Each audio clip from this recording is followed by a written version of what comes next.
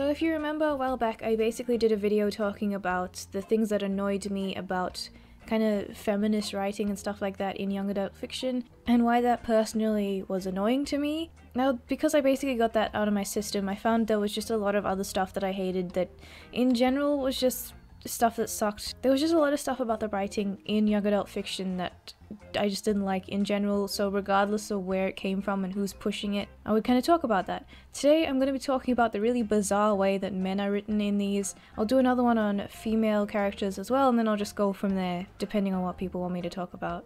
And honestly, a lot of this stuff can just be down to pandering to the teenage girl audience that these are for, but you know what, whatever.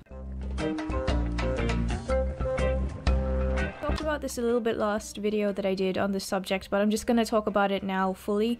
It basically boils down to the idea that you have the male characters who are usually the love interests as well, that this happens with the most.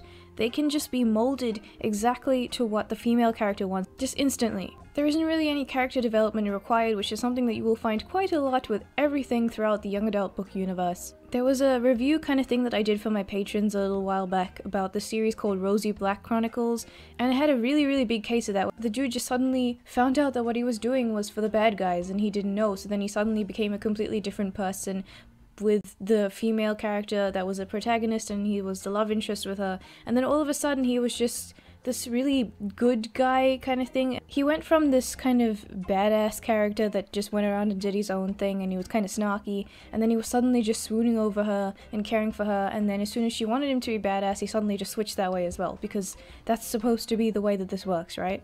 When you write these things, you want your character to be kind of elastic in a way. You want them to be able to adapt to new things and not just remain the same person, and if they do, it's a kind of stubbornness that they have that they can find more about with themselves. The elasticity in a good way for a character comes with a lot of self-reflection and the stuff that actually happens to them having an impact on them like they would with a real person, because not every single person in real life is just someone who is a rock that stays the exact same way for the entire life. And if they do, there's probably a very specific reason for that that is not in the norm. Then you get to the bad type of elasticity with your character, which is basically where you just change them whenever you feel like, for whatever you want to do. There's just no consistency to it whatsoever. And a lot of the time with the good guy characters, there's this weird idea that a good person can never do something that is a bad thing, and if they did, they just didn't know that they were doing that. A good person can never have a bad past. And another example from the Rosie Black thing, the guy was just, he was pretty much your textbook, like, snarky, badass, bad guy, minion kind of character. And then all of a sudden, it was like, oh, I didn't know what I was doing was bad. I didn't know that they were the bad guys, even though it was kind of established that he did. The plot kind of just changed out of nowhere to make him look like a guy who never did anything bad, or at least never registered it as bad because he just didn't know. Not only does the main love interest guy always just change exactly, and he's just adoring, and the only thing that gives him life is this female character, even though it's kind of not the other way around. He's also someone who's just never done anything bad, and he's just super perfect in exactly the way that she wants him to be, and he's not his own person either. So that's really kind of what I mean by molding the character. You're not doing it in a natural way like you're supposed to, where you just let the character grow as a person and see what comes and what affects them. You just let the other main character mold them and just boss them around, and it's like, that's not really how people work. The last thing that I kind of want to talk about in this specific case is there's a lot of this weird contradiction with the guy will just love this girl and then he's just all about trying to protect her and everything, but then in the case that she's taken by the bad guys, he always has this kind of attitude like, you would have taken care of yourself, I just came here to help out sort of thing. And it's not portrayed as him not caring, even though that's what it looks like. It's portrayed as like a good person will not feed into the damsel in distress trope. It's like this weird girl power type of thing that, like, your character, like, instead of trying to portray this character as someone who's just their own person, you have to make sure that you're not feeding into a stereotype, so the guy has to be like, well, you could have saved yourself. And I don't really understand why that's the thing. And there's also that whole thing about overpowered female characters and stuff like that, but I'll get to that in that video. But it's mainly just this weird thing where you can't have a character just be a character anymore. Like, if it's a female character that happens to be weak and needs to be rescued just because it's her character, not her gender, it doesn't make sense, it's not acceptable anymore. So the guy has to be like, well, I mean, you could have saved yourself. And it's supposed to, I'm supposed to think that that's cool. If I'm stuck somewhere and a guy saves me, I don't want them to just be like, oh, my gender politics. I want them to just act like someone who saved someone that they care about. That's how I would act. I don't really care about anything else when that's happening. If it's a really big life or death situation, I just want to be like, hey, are you okay? Or let me think about this person that I care about. That's what I'm thinking about. I don't want that. I don't get why that's a thing.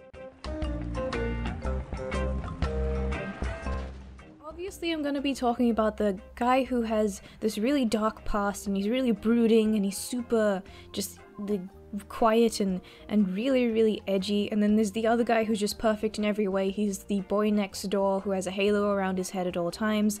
And there's always a love triangle between the girl and the two of them. Even though most of the time the amount of tension between them makes me think that at some point they're just gonna end up ditching the girl and going off together as a couple, but that never happens, so I've obviously put these two together not just because of that stereotype, but also because they're so similar that it really makes sense to just put them in the same boat. So the bad guy has dark clothing, he is brooding, he has a past that is very mysterious. He probably has a motorcycle or something of the sort. He's a kind of grumpy guy, and he has lots of suppressed feelings. He's often the one that the main character hears about through someone else, through some sort of rumor, and she would have seen him beforehand as well, just like out of nowhere, and she doesn't know who he is, so it's like, I saw this weird guy, and then he looked at me and looked away.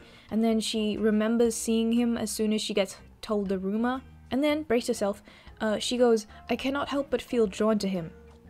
Yes, I can see you cringing from here. Tell me how many times you've read, I cannot help but feel drawn to him in one of these books. I know that that's a thing that you've read before because I've read it multiple times, and every single time I just put the book down for a bit and contemplate whether I want to continue.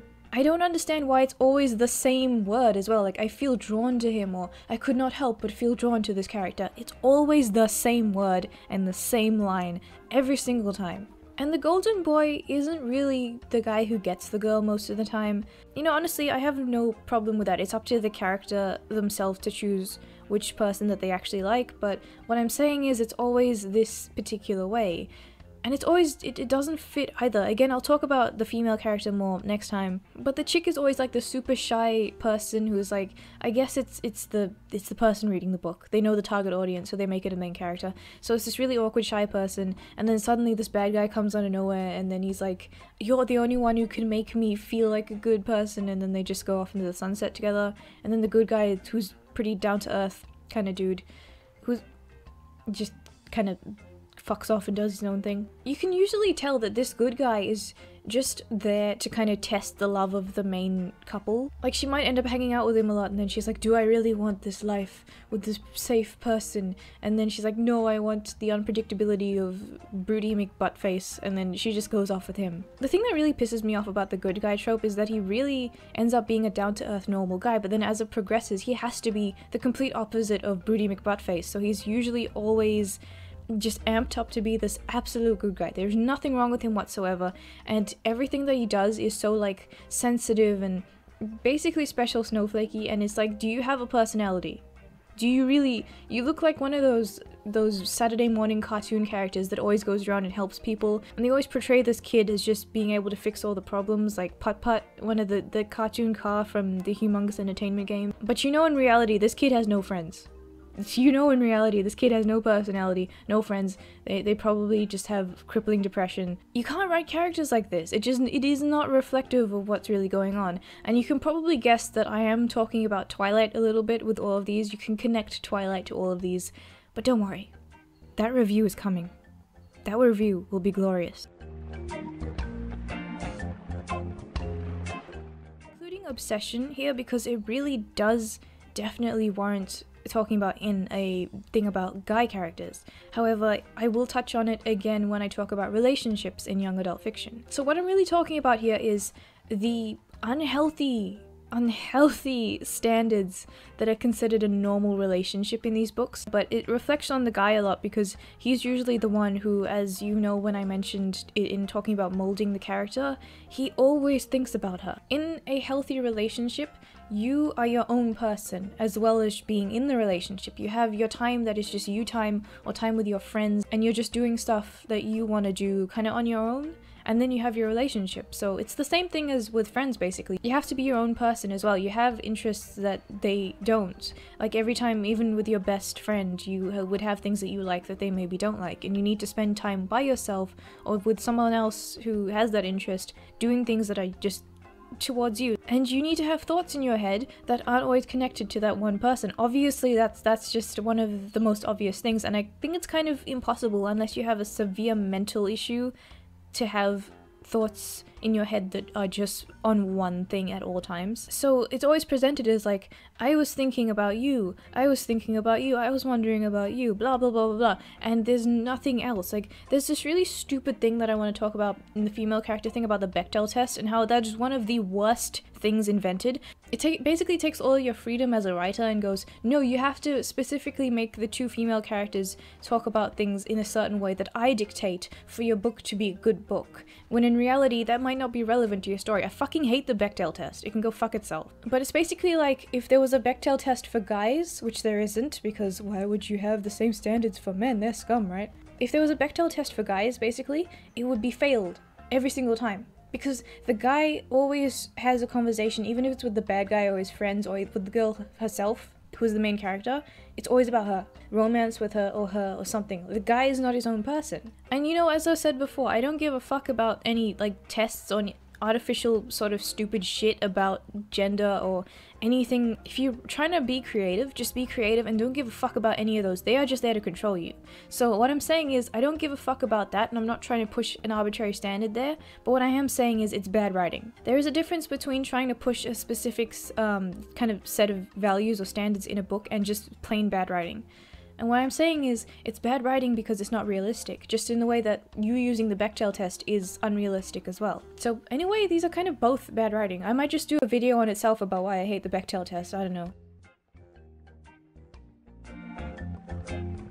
Before we end this kind of rambly rant, and I do hope that I have given you at least a little bit of advice, because I don't just want this to be a rage thing, but I'm just gonna quickly touch on villains. So villains are, if they're guy villains, and they mostly kind of are, they are the really one-dimensional I'm evil because I'm evil villain, and that is one of the most common, especially if we go back to the Rosie Black example. It was a sci-fi trilogy set in this world that it was just like a dystopia, like the standard dystopia thing, and there was this like disease going around, and there were a bunch of poor people, and there was this weird thing where the bad guy was portrayed as the bad guy, and it didn't make sense because all he was doing was a bit of population control because it was a dystopia and there was no other way to save everyone else. So it was like, if I kill off these people in quarantine, everyone else won't get the disease.